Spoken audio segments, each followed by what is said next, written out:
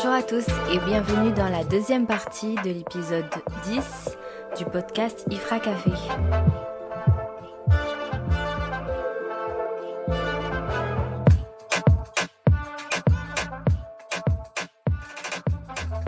On va passer à la deuxième partie qui est plus politique et par rapport à toi, Sabrina, si tu avais une question?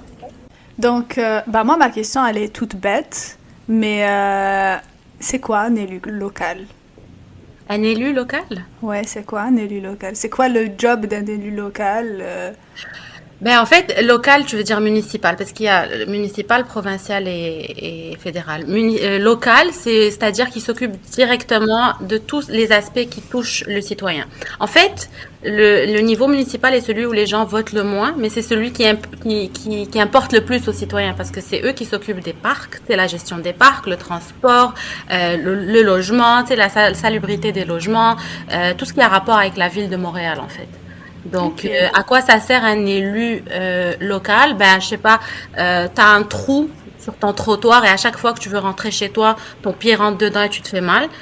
C'est ton conseiller de ville que tu appelles pour lui dire est-ce que quelqu'un peut venir réparer mon trou, quoi. Vraiment tout ce qui est, c'est un élu de proximité. C'est quelqu'un qui est supposé être accessible sur le terrain, que tu peux contacter et qui serait censé répondre à tous les citoyens. J'avais une question. Comment on fait sa place dans la politique québécoise en tant que femme, mais également en tant que minorité visible? Ouais. Comment as-tu fait pour avoir ta place et comme la revendiquer? Ben écoute, je me suis battue, pas nécessairement en tant que femme racisée, mais moi je suis quelqu'un de têtu dans la vie. Et une fois que je me mets, bon, têtu c'est peut-être un peu négatif là, déterminée. Je suis une personne déterminée dans la vie et si je me mets un objectif en tête, je vais faire les mains et les pieds pour l'avoir.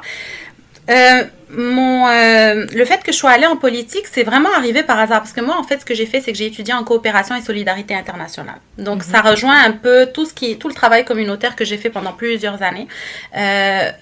Pour faire un petit résumé rapidement, je me suis impliquée avec une association qui s'appelle le Congrès maghrébin au Québec, qui est une association qui faisait le pont entre les nouveaux arrivants et le pays d'accueil pour faciliter l'accès aux ressources, faciliter l'accès aux emplois, à la langue, faciliter l'intégration. Donc, c'était ça l'objectif. Et moi, je me suis impliquée avec cette association parce que ça venait me toucher personnellement en voyant mon père derrière le volant d'un taxi alors qu'il a toute une carrière derrière lui. Donc, ça, c'était un peu mes premières expériences d'implication. Ensuite, j'ai plus viré vers l'humanitaire avec une association qui s'appelle Pour un Maroc meilleur. Et ce qu'on faisait, c'est qu'on achetait, au début on a commencé beaucoup avec les fournitures scolaires, on achetait du matériel scolaire et qu'on redistribuait en coopération avec une association locale là-bas, dans les régions rurales, le matériel scolaire et tout ça. À un moment donné, on s'est rendu compte qu'on avait bien couvert le fil de fournitures scolaires. On a commencé à acheter des vélos parce qu'il y a des enfants qui ne vont pas à l'école parce qu'ils doivent se taper 5 km le matin pour y aller, c'est juste impossible. Donc on a acheté des vélos, on les a distribués. Donc ça, c'était l'implication humanitaire. Donc moi, l'impact social que je veux avoir dans la vie, c'est un impact qui va aider les gens. Comme j'ai dit tout à l'heure, la justice sociale, c'est mon cheval de bataille. Depuis toujours. Donc, faciliter l'accès aux ressources aux gens, être sur un pied d'égalité. Et donc, c'est pour ça que je suis allée en coopération et solidarité internationale, parce que je voulais concrétiser. Tu sais, quand tu sens que tu as quelque chose à l'intérieur qui t'anime, tu creuses. Donc, tu te dis, tu sais quoi, je vais le concrétiser avec des études et on va aller au bout de l'affaire.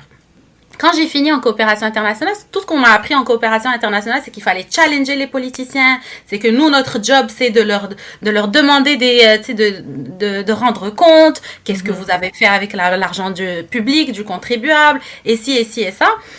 Et donc, la dernière chose qui me passait par la tête, c'est d'être politicienne moi-même. Parce que moi, j'ai toujours été très vocale envers les politiciens, à leur demander de rendre compte, jusqu'à ce que, à un moment donné, j'ai comme tu sais, à un moment donné dans la vie, on a des questionnements existentiels. J'étais en crise existentielle. Ça, c'était vers le mois de mai 2021 ou un truc comme ça. Bon, en pleine Covid, là, on était tous en questionnement existentiel. On avait trop de temps. Et donc, je me suis dit, c'est très bien ce que je fais dans la vie. Je gère un cabinet d'avocats. Je suis très fière de mon accomplissement. Bravo. Mais, at the end of the day, en quoi je contribue à améliorer la société, mon environnement autour de moi. Tu sais, là, en ce moment, je suis en train d'aider 2 personnes à développer leur business, ce qui est excellent, mais j'aspire à plus dans la vie. Je voulais comme mettre en pratique ce que j'ai appris. Et donc, j'ai commencé à chercher des jobs dans des ONG et tout, sauf que ça paye pas bien, quoi. Oh là là. Il aurait fallu que je coupe mon salaire en 3. Genre, ça, c'est pas possible, tu sais. À un moment donné, t'as un mode de vie et tout. Et par pur hasard, il y avait les élections municipales en automne 2021. Et j'ai été approchée par un ami qui venait de se joindre à un nouveau parti politique qui s'appelle Mouvement Montréal. Et ils avaient besoin d'une candidate pour Côte-des-Neiges. Et cet ami-là, ben, il connaît l'amour fou que j'ai pour Côte-des-Neiges. Moi, j'habite encore à Côte-des-Neiges en mode étudiante. Il y a pas. Je bouge pas. Alors que j'ai 34 ans, bientôt 35 for the record. Alors, normalement, faut être ailleurs, quoi. Ben, c'est correct aussi. Si tu te sens bien à un endroit, tu peux y rester. C'est le QG, c'est le quartier général. C'est ça. Donc voilà, il leur fallait une candidate. Donc ils m'ont proposé. J'ai fait, attends, tu sais quoi? Why not? Parce que, en fait, Mouvement Montréal, c'est vraiment très progressiste comme parti politique. On avait une photo, là, de groupe coloré. Il y avait des Indiens, il y avait des black people, white people, tout le monde, c'était beau, puis c'était représentatif de Montréal surtout. Donc ça m'a rejoint de ce point de vue-là. J'ai dit, allez, vas-y, on peut faire la politique différemment avec ces gens-là.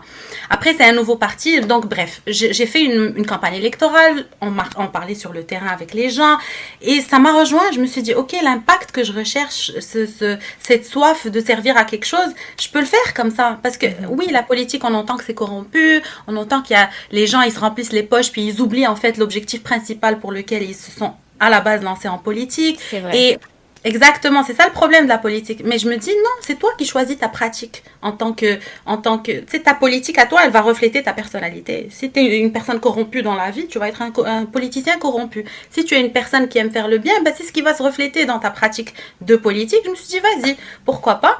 Et bon, ben, j'ai perdu par fracas, mais c'est normal parce que c'était la première expérience et j'étais contre un poids lourd de la politique municipale. Donc, mais ça, en fait, c'était, I planted the seed avec cette expérience-là. C'est comme si je me suis dit, ok, c'est comme ça que je peux avoir un impact. Là, ensuite sont venues les élections provinciales. Je suis désolée si je m'étale trop, vous me le dites. Non, il n'y a pas de problème, je t'en prie.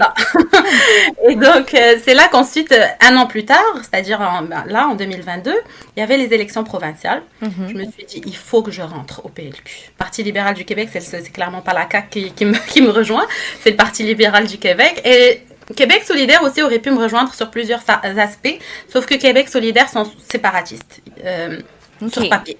Sur papier, eux, ils veulent que le Québec se sépare, ce qui ne va jamais arriver, mais ils veulent que le Québec se sépare. Le Parti libéral du Québec est très difficile à intégrer, surtout en tant que candidate, parce que c'est un parti élitiste qui a le plus été au gouvernement. Le Québec... C'est ça, c'est le parti qui a le plus gouverné de toute l'histoire du Québec.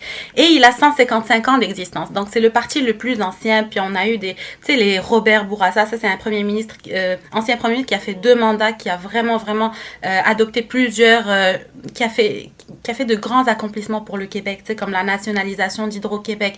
Ben, la loi 101 sur la langue française, la back in the days, c'est lui qui l'avait mise en place, ce qui est excellent. Donc, c'est pour ça que là, je comprends pas que les gens nous reprochent d'être trop fédéralistes, alors que c'est notre ancien premier ministre qui a mis sur place la loi 101. Get your facts straight, people, you know? Ouais. Mais tu vois, ça, en tant qu'étrangère qui vient d'arriver plus ou moins longtemps au Québec, on le sait pas tout ça. Oui, c'est bien d'avoir ton retour pour avoir ces précisions-là. C'est vraiment génial. Ah, mais c'est cool. Donc voilà, tout ça pour dire que le Parti libéral du Québec n'intègre pas facilement les gens. Et donc, écoute, j'ai exercé de l'harcèlement. Je te raconte pas. Il n'y a pas une personne que j'ai pas appelée dans ce parti-là. On n'a pas, parce qu'en fait, je me suis fixée comme objectif. Bon, j'ai eu une expérience au municipal. C'est bien, ça s'est bien passé. C'était très enrichissant pour moi. Maintenant, next step, Parti libéral du Québec. Je veux juste qu'on me prenne comme candidate. Parce qu'en fait, comment ça marche les élections? Le dispatch des circonscriptions, c'est que on te met dans une circonscription qui est plutôt libérale ou qui ne l'est pas. Je ne m'attendais pas à ce qu'on me donne une circonscription qui vote libérale, parce que c'est comme si, basically, on te dit, tu vas être député au bout automatiquement, des élections. Automatiquement. En général, une circonscription libérale, elle reste souvent libérale. C'est rare que ça switch, ça peut arriver, mais c'est quand même rare. Et donc, je me suis dit, alors mon objectif, pour ne pas set des attentes trop élevées, c'est d'être candidate pour que je puisse leur montrer de quoi je suis capable. Voilà. Et voilà, c'est comme ça que je vous ai dit, j'ai appelé beaucoup de personnes. Est-ce que le fait que je sois femme et racisée a rendu la tâche plus difficile pour moi? Je vous dirais probablement. Probablement. Probablement. Je suis pas un homme blanc qui s'appelle Antoine, là, tu sais. Guito Ikwan.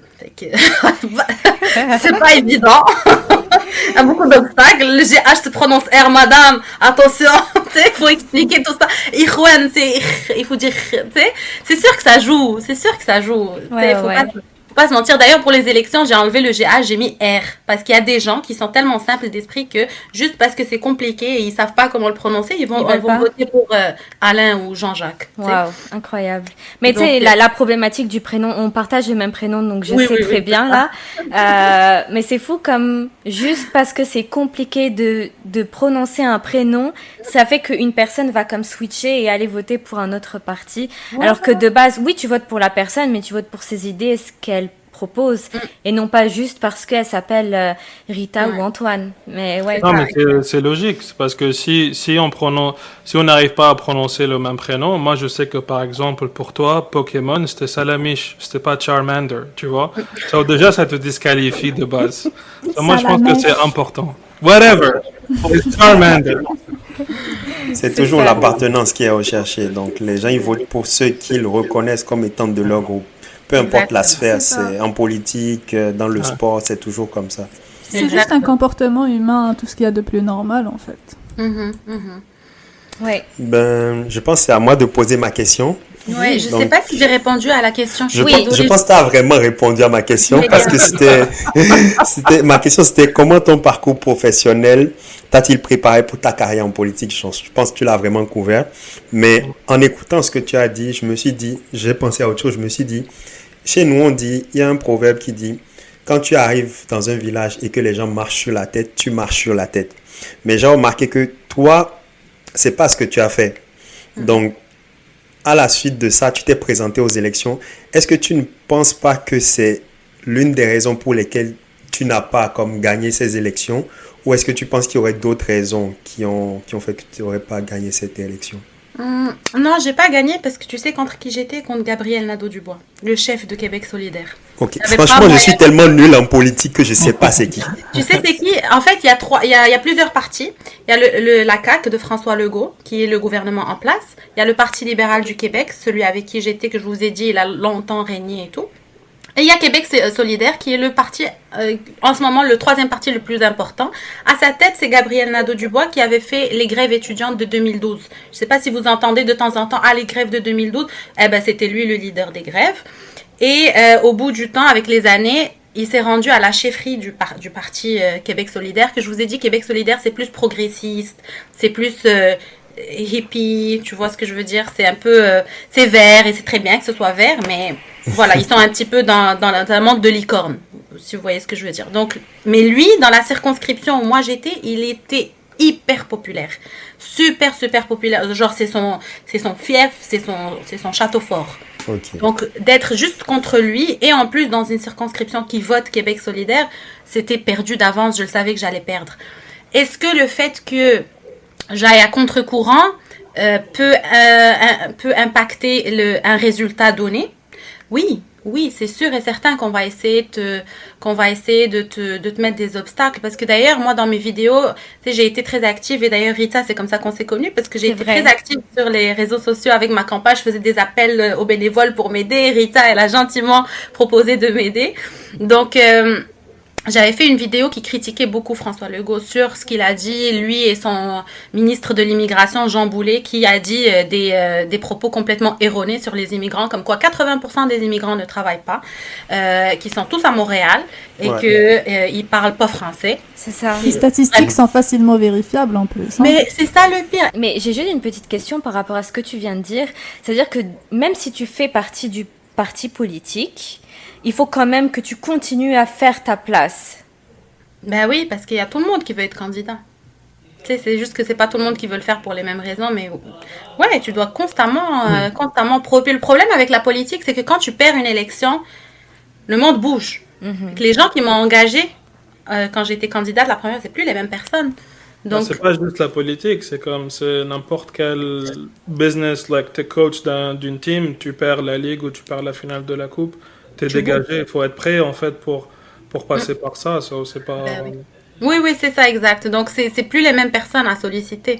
Donc, oui, ils ont sûrement entendu parler de toi, mais ils n'ont pas dealé avec toi directement dans le passé. Donc, c'est comme si tu dois refaire tes preuves encore. C'était drainant. J'aurais voulu parce que, bon, je suis restée sur ma faim. Tu sais, j'ai beaucoup de choses à apporter, puis tu sais, c'est encore frais dans ma tête, donc j'avais encore un peu d'énergie pour me battre, puis c'était une circonscription libérale. En fait, c'est la circonscription de Dominique Anglade qui a quitté, qui a été escortée vers la porte, qui n'a pas quitté. Elle a été dirigée vers la porte, et puis elle a démissionné en tant que chef du parti et en tant que députée de Saint-Henri-Sainte-Anne, qui est un peu Griffintown, Pointe-Saint-Charles. Donc là, il va y avoir des élections partielles, juste pour cette circonscription-là, le 13 mars, et moi, je voulais être candidate. J'ai été considérée, mais voilà, je pense que la personne qui a été choisie le voulait plus. Et c'est correct. C'est correct. C'était pas pour moi. Sofiane, est-ce que tu avais une question? Ouais, moi j'avais vu comme un de tes interviews avec Agora, je crois. Oui. Et puis on t'a posé la question en tant que personne d'origine marocaine et tout, est-ce que vous vous êtes senti supporté par cette communauté? Et tu as dit que non, pas du tout. Et moi je voulais savoir, tu penses qui a voté pour toi? Est-ce que tu penses que c'est des gens, des enfants de l'immigration, des immigrés première génération, plutôt deuxième génération, ou est-ce que c'est juste des personnes québécoises?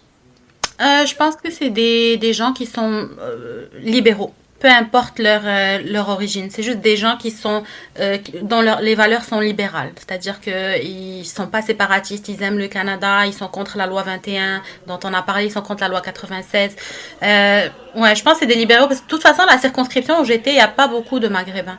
Il y a pas beaucoup de... Il y a des immigrants, mais c'est en grande majorité, à 88%, c'est vraiment des Québécois de souche, en général. Ouais. Mais oui, non, le support de la communauté, malheureusement, est pas très fort parce que je pense qu'on ramène avec nous un bagage, c'est ce que j'avais dit d'ailleurs dans la vidéo, on ramène avec nous un héritage qu'on garde de là-bas parce que là-bas, on n'y croit pas, la politique, ça veut rien dire. Si tu vas voter, ça va rien changer. Les dés sont déjà lancés. Donc nous, on ramène avec ça, ce bagage-là avec nous, et on pense qu'ici aussi, ça ne veut rien dire, alors que non.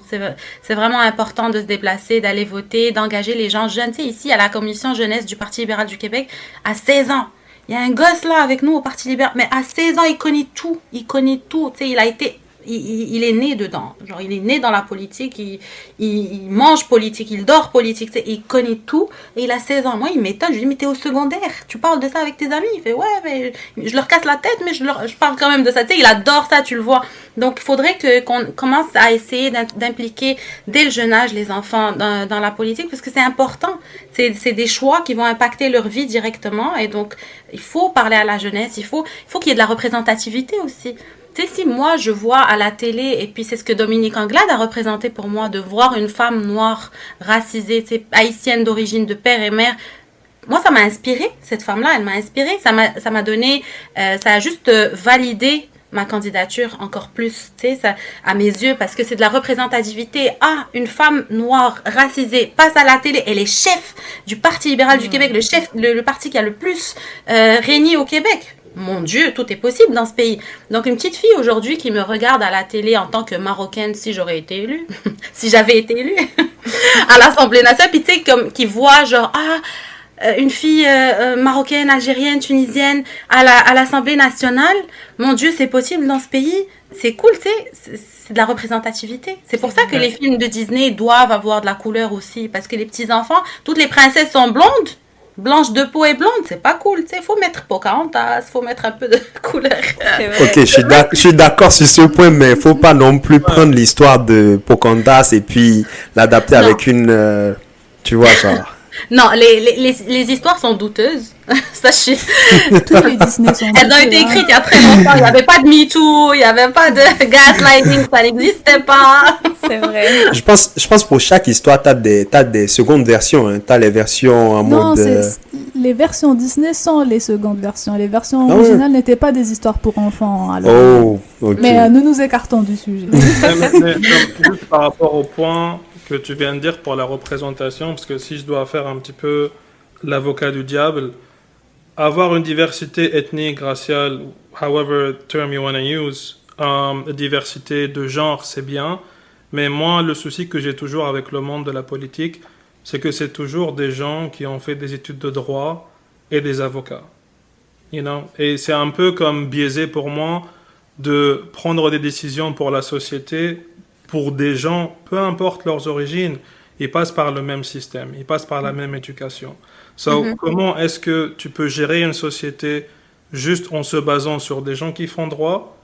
Ils sont où les gens? Ils sont où les ingénieurs? Ils sont où, genre, tu sais, les gens qui travaillent dans le sanitaire, les gens qui sont professeurs? Like, how would you Écoute, moi, je suis 100% d'accord avec toi. Moi, j'ai pas étudié en droit. Et tout le monde me dit, Rita, fais un bac en droit. Rita, fais un bac en droit. Mais je veux pas. Tu sais, j'ai pas besoin de faire un bac en droit pour qu'on me prenne au sérieux. J'ai quand même un background, j'ai des études. Ça aussi, c'est valide. Donc, moi aussi, ça, c'est ma lutte. Ça aussi, d'enlever justement arrêter de faire de la vieille politique, là. On est rendu en 2023. Il y a des sujets importants dont on doit parler. Il faut avoir une diversité. Puis justement, le Parti libéral du Québec, il prenait un virage progressiste avec Dominique Anglade. Puis c'est ça que j'aimais. C'est ça qui a fait en sorte que ce Parti libéral-là m'a rejoint. Celui de Jean Charest, je sais pas s'il m'aurait autant rejoint. Mais celui-là, oui. Parce que déjà, le fait que Dominique, elle soit chef, déjà par le mouvement progressiste que ça prenait, et c'est ce qu'il disait dans les briefings. Il y a des gens qui disaient, ouais, mais quand on a eu le post-mortem après les élections pour parler de comment ça s'est passé, qu'est-ce qui s'est mal passé durant l'élection, durant la campagne, il y a quelqu'un de la vieille école qui s'est levé, qui a dit ouais, bah écoutez, le choix des candidats cette année, c'était pas top, tu sais, on avait genre des gens de tous les profils. Il avait même dit, il avait critiqué comme quoi il y avait un mécanicien parmi nous qui était candidat. Et l'organisateur en chef qui prenait les décisions de qui prendre comme candidat, il s'est levé puis lui a dit écoute, déjà tout le monde était fâché, tout le monde était comme bouh, arrête de parler. Et l'organisateur en chef, en voyant cette réaction, il s'est levé puis il lui a dit écoute, les choix ont été faits. On peut pas juste avoir des avocats et des médecins là. Tu sais, comme on est rendu en 2023, exactement ce que je viens de vous dire. Faut qu'il y ait une diversité dans les candidatures. Puis on avait d'excellentes candidatures et ton commentaire n'est pas apprécié ni accepté. Tu sais, il l'a vraiment remis à sa place. Donc les choses vont changer tranquillement, pas vite, mais il faut que les gens de la nouvelle génération, il faut que nous, on s'intéresse à la politique, les jeunes, parce que c'est nous qui allons ramener cette nouvelle vision. C'est pas les vieux les vieux, je veux pas dire vieux dans le sens vieux, mais tu sais, ceux qui pratiquent la vieille politique avec les anciens. Les anciens il faut qu'on rafraîchisse un petit peu l'équipe et pour ça, il faut vraiment intéresser les jeunes. Ça, c'est vraiment ma bataille, quoi. C'est vrai, c'est vrai. Mais du coup, ça nous amène au point de la politique au Canada, au Québec. Sofiane? Rita, si tu habitais dans un monde parfait, où on peut accurately and precisely detect which are the smartest people, est-ce que tu opterais pour un système où tu laisses les gens les plus intelligents et les plus compétents run society, ou est-ce que tu resterais sur un système démocratique? Est-ce que tu veux appeler un ami? Difficile, ça. Non, un ami, on veut une mauvaise réponse, Non, ça prend de la réflexion quand même. C'est vrai. Parce que la démocratie est un beau concept, mais très imparfait. Parce que justement, il y a le facteur humain. Et l'humain fait des erreurs. L'humain se fait emporter par le power trip. Tu vois ce que je veux dire? Donc, je voulais te dire non, je reste sur un truc démocratique parce que aller avec des gens, sélectionner des gens intelligents pour run the world, intelligents, ok, mais est-ce qu'ils sont empathiques? Intelligence ne veut pas nécessairement dire juste empathique, qui pense à tout le monde.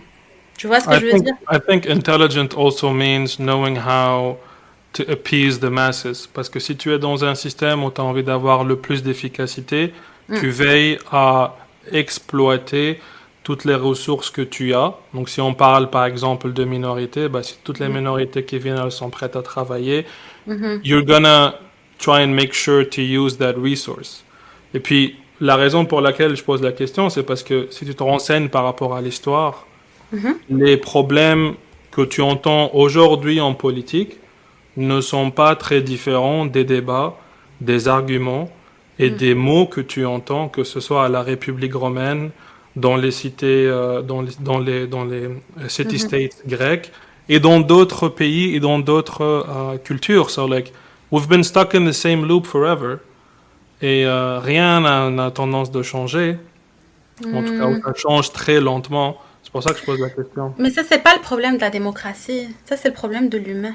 C'est ça le problème. Parce que l'humain est facilement influençable. L'humain, il dévie facilement. Il faut vraiment avoir ses valeurs straight.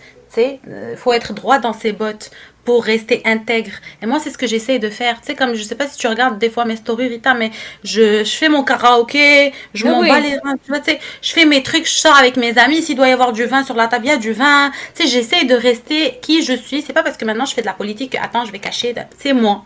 Si vous allez m'élire, vous allez m'élire moi. Si je fais encore une fois l'avocat du diable, Rita, ça fait combien de temps que tu es en politique? Ah, mais ça fait pas longtemps. Ça fait en politique active, ça fait 2 ans. Ok. Si moi je te dis qu'il y a un lac et que si tu nages dedans pendant 15 années, tu vas finir par développer un cancer. If the environment is poisonous, it doesn't matter how good you are, it will erode you. Désolé, ça revient un peu à mon truc de quand tu pars dans un village et les gens ils marchent sur la tête, tu finis par marcher sur la tête.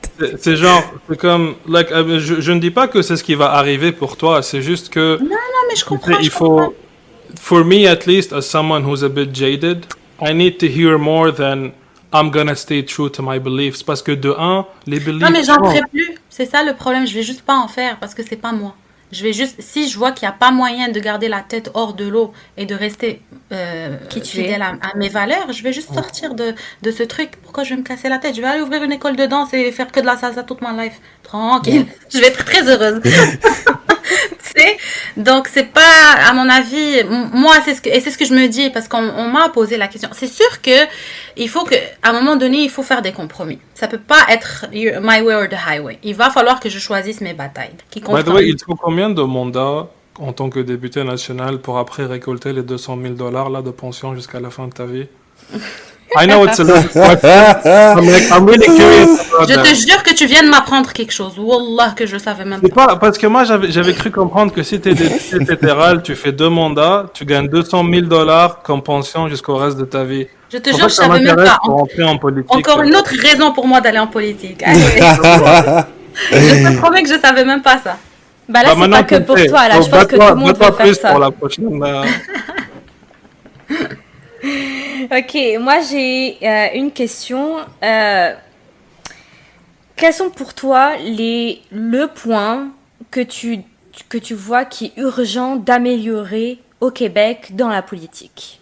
Si tu devais choisir une seule chose, qu'est-ce qui pour toi semble le plus urgent pour aider les Québécois, la population québécoise actuellement en politique? Si on parle de Montréal, j'aurais dit le logement, la crise du logement. Si on parle de la grandeur du Québec, c'est la santé. Le système est défectueux. Il est de pire en pire. C'est pire depuis la COVID, tu sais. Et puis, on veut recourir au privé, mais je veux dire, je comprends les médecins de quitter le système public pour aller vers le privé. Ils sont maltraités. C'est les gens qui sont le moins payés. Les infirmières, n'en parlant même pas. Elles sont obligées de faire du temps supplémentaire. Elles subissent des réductions de salaire. Il y avait la crise de l'hôpital Maisonneuve, Hochelaga Maisonneuve dernièrement. Elles étaient en blocus, tu sais. Elles sont vraiment maltraitées. On dit que c'est nos anges gardiens, mais tout est question de volonté politique. Il n'y a personne qui va me dire le contraire. T'sais. On peut arranger la situation, on peut améliorer notre système de santé. C'est juste de rediriger les fonds, rediriger l'énergie vers ce qui est urgent, parce que ça fait honte quand même dans un pays comme le Canada, le Québec, de devoir attendre des 24 heures, des 48 heures des fois pour accéder aux urgences. Il y a des gens qui meurent en région parce que l'ambulance a pris trop de temps pour se rendre, tu sais.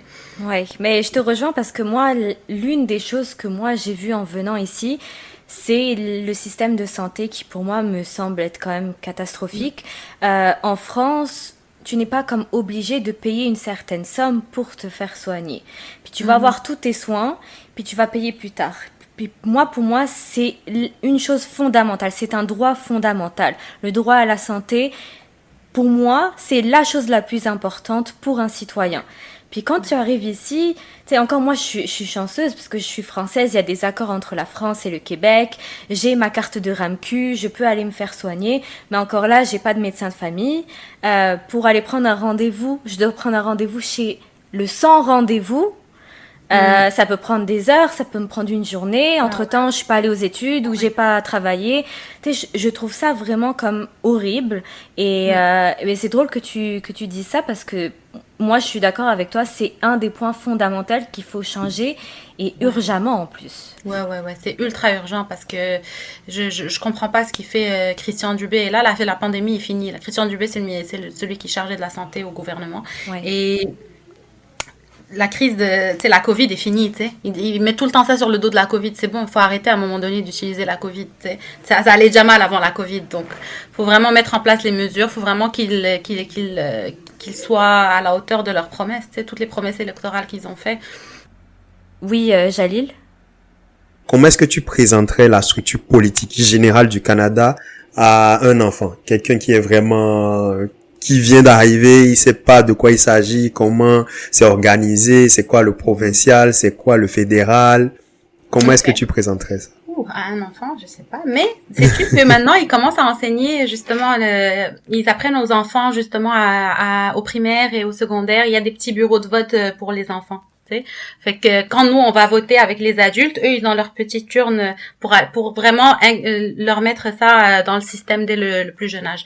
Ben écoute, il y a le système fédéral, donc c'est le premier ministre qui est maintenant Justin Trudeau, qui régit tout le Canada. Et en haut de Justin Trudeau, il y a la reine, ben maintenant c'est le roi, Charles III, parce qu'on fait partie du Commonwealth, donc on est sous leur autorité, mais ici au Canada, comme en Australie, c'est vraiment très symbolique.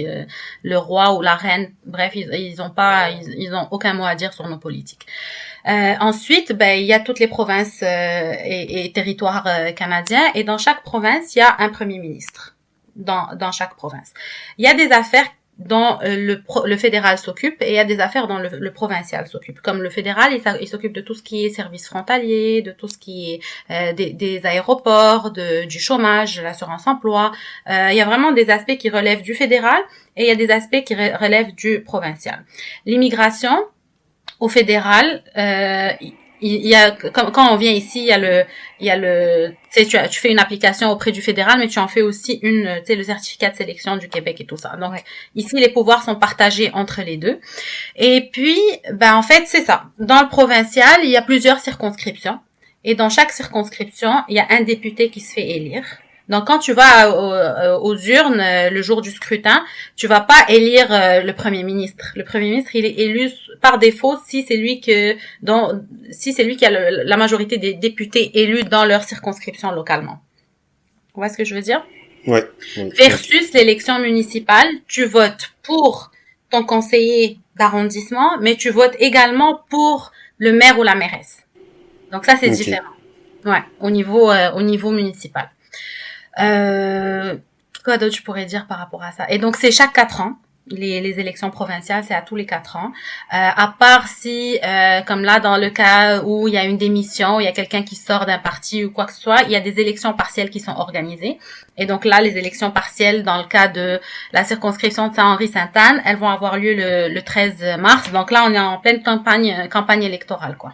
Ok, c'est pour ça que je vois, par là où j'habite, plein de panneaux... T'es dans Griffintown, tout ça, là? Ouais, c'est ça. Ok. Eh ben, t'aurais vu ma tête s'il m'avait pris. C'est dommage. Pas grave. La prochaine fois. Inch'Allah, pourquoi pas.